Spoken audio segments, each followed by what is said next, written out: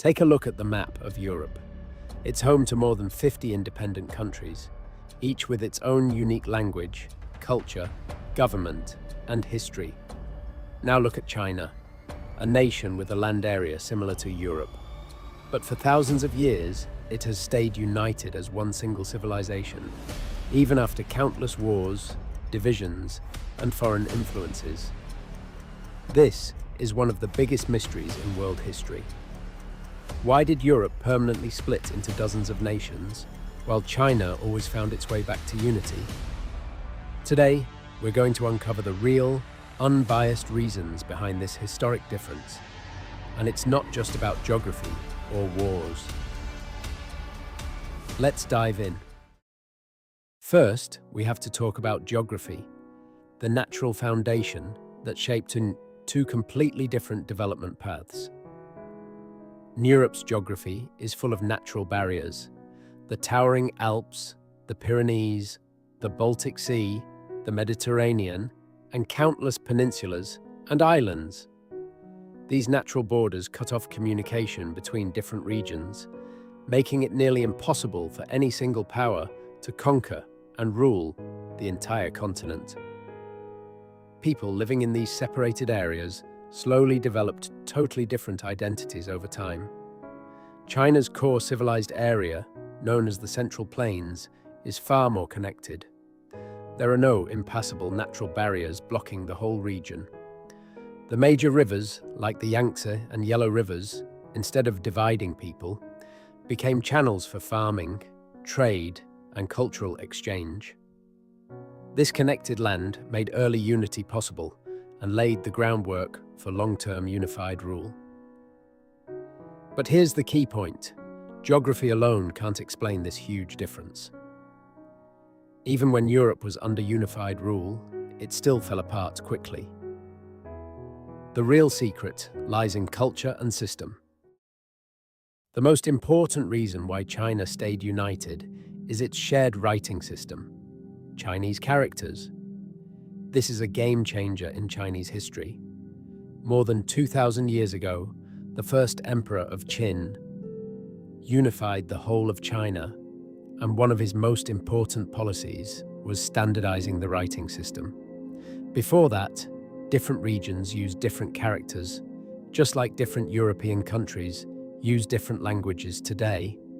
After unification, no matter how people spoke in different parts of China, even with totally different dialects, they wrote and read the same characters. This meant scholars, officials, and ordinary people could share the same books, ideas, and historical memories.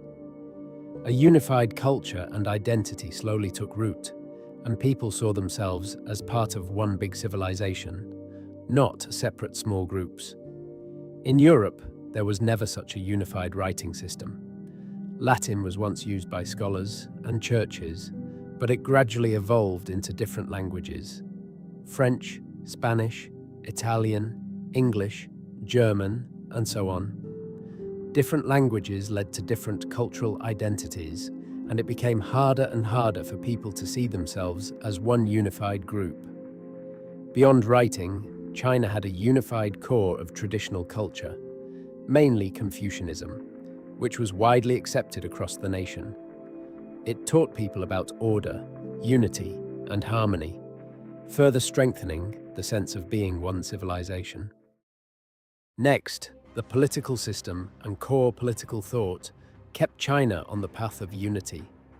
For thousands of years, the dominant political idea in China was Tianxia, which means all under heaven is one. Ancient Chinese emperors saw ruling a unified nation as their ultimate goal, not just ruling a small kingdom. Even when China fell apart into warring states after a dynasty collapsed, every ambitious ruler wanted to reunify the whole land. This was not a choice, but a long-held political belief. Division was always seen as a temporary state, and unity was the final trend. This deep desire for unity is deeply rooted in Chinese culture, and even reflected in classic works and popular stories.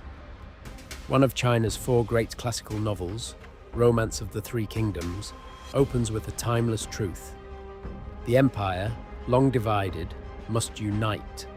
Long united, must divide. It clearly conveys the belief that division only brings chaos and wars, while unity leads to peace and prosperity for ordinary people. Even in regional regimes, the pursuit of overall unity was often valued over separatism.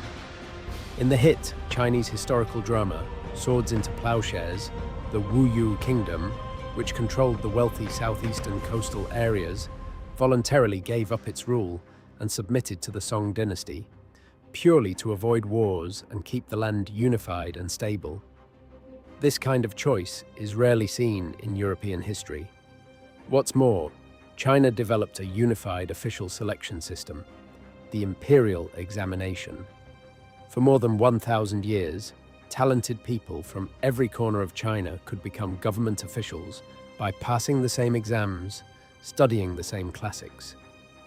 This created a unified ruling class that shared the same values and goals, no matter where they came from.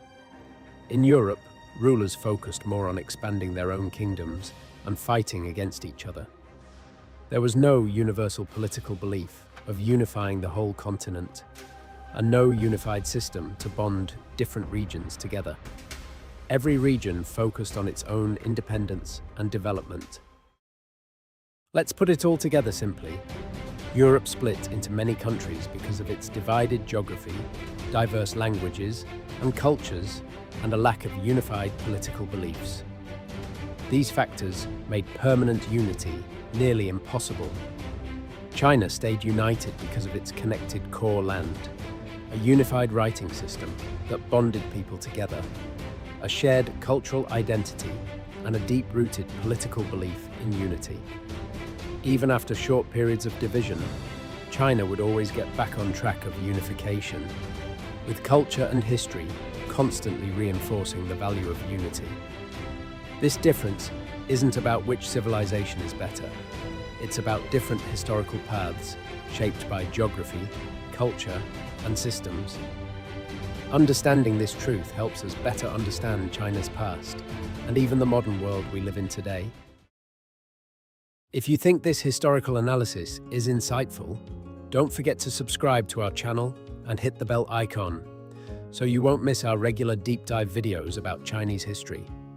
We want to hear from you. Do you think geography or culture is more important for a nation's unity? Leave your thoughts in the comments below. Next time, we'll explore a fascinating question. Why is China one of the most secular countries in the world, with one of the largest shares of atheists and non-religious people? We'll uncover the historical and cultural roots behind this unique phenomenon. Thank you for watching, and see you in the next video.